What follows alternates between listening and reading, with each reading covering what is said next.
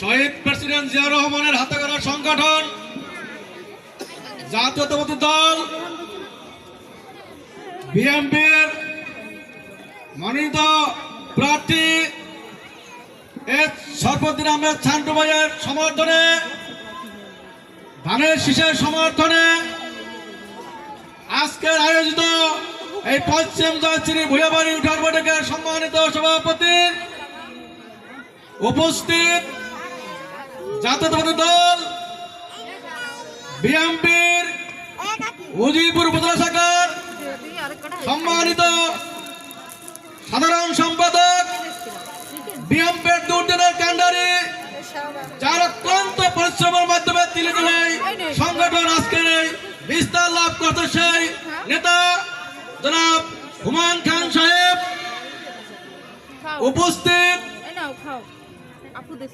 উজিরপুর ৮ নং শিকারপুর ইউনিয়নের বিএনপির সম্মানিত নেতা আব্দুল সত্তার মল্লিক সাহেব, উপস্থিত উজিরপুর উপজেলা মহিলা দলের নেত্রী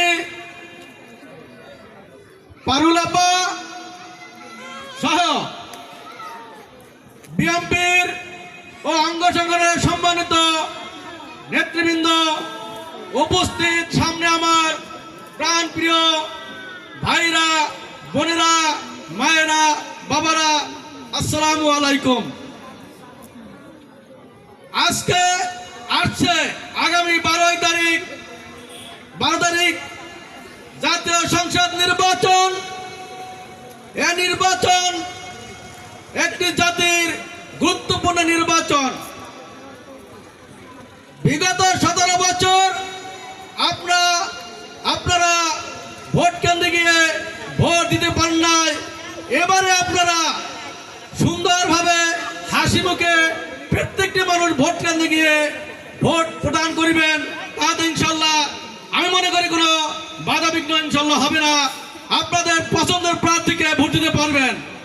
তাই আমি আজকের এই সমাবেশে বলতে চাই, জাতীয়তাবাদী দল বিএনপি উজিরপুর উপজেলার বরিশালের 2 নং উজিরপুর বাণীবাণীর গঠিত উজিরপুর বাণীপাড়ার সম্মানিত প্রার্থী, ধানের শীষের প্রার্থী জনাব শরফুদ্দিন আহমেদ ছান্টু ভাইকে মনোনীত করেছেন। আপনারা আগামী 12 তারিখে প্রত্যেকে কেন্দ্রে গিয়ে একটি একটি করে ভোট ধানের শীষ প্রদান করিবেন।